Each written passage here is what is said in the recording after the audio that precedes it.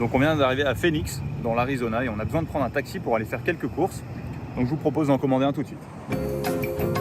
Commander un taxi grâce à son téléphone portable, 2 minutes. 1 minute. Ok, je crois que je vois le chauffeur, il est juste là-bas. Ah, il arrive. un geste devenu classique. Quand elle va se garer sur le parking. Il va se garer sur le parking. Je sais pas s'il nous a vus, du coup. En revanche, ce qui va suivre l'est beaucoup moins. C'est une grande première mondiale. Et là, vous allez voir, c'est complètement dingue. Regardez devant. Il n'y a pas de chauffeur. Un taxi 100% autonome. On va voir si ça fonctionne vraiment. Je vous propose de regarder. Heading to the Home Depot. Please make sure your seatbelt is fastened. Moi, je suis pas très rassuré. Il faut dire qu'observer un volant tourner tout seul pour sortir d'un parking, c'est plutôt déstabilisant.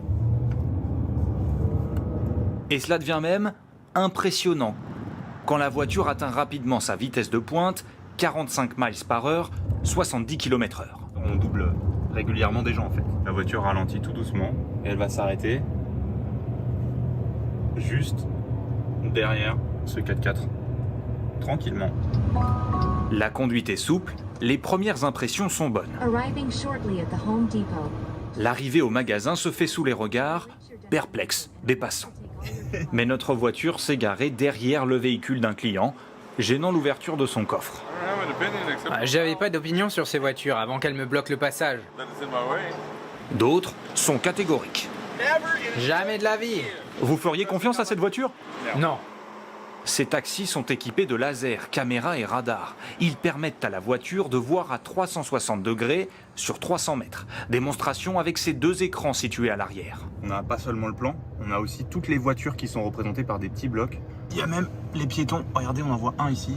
Et il est du coup là. Le service est testé dans les rues de cette ville américaine depuis plusieurs mois. Il y a déjà des habitués, comme ce jeune habitant de Phoenix. Il emprunte ses voitures sans chauffeur pour aller au travail, à 15 minutes de chez lui. Je la prends presque tous les jours. C'est moins cher que les VTC. Il économise quelques dizaines de centimes par course. Mais avant que nous, Français, puissions également les utiliser pour nos déplacements, il faudra sans doute plusieurs années. En France, nos routes sont plus complexes et sinueuses qu'aux États-Unis. La voiture apprend de chaque kilomètre qu'elle parcourt. Au total, nos véhicules ont roulé 30 millions de kilomètres sur les routes publiques. Nous pensons que les tests que nous faisons aujourd'hui aux États-Unis nous permettront dans le futur de conquérir le marché mondial.